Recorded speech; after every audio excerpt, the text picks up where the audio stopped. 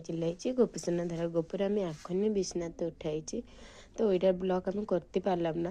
तो देखो आम विश्वनाथ उठाई आम मशारी देखो मशारी भी उठाईनी और आम ये गोपीसोनार गोमाता। तो आम गोपीसोनार अलरेडी मुख पुछे सारी तो आम तुमको नहीं जाए आमको मनसा पूजा मिलला खाले देखा आसपा के मचा आमको मनसा पूजा आम सकाले चैंग मैंग सब सोरीचे আমরা চলে যাই মনসা পূজার ওইদিকে।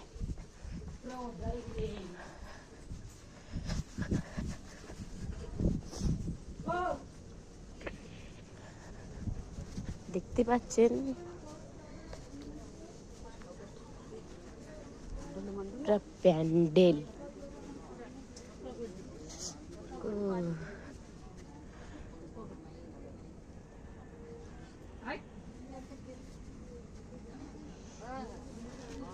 আমি তোমাকে দেখাই নিয়ে আসলাম আমাকে মনসা পূজা প্যান্ডেল। এবার চলো গোপীসোনা ধারে।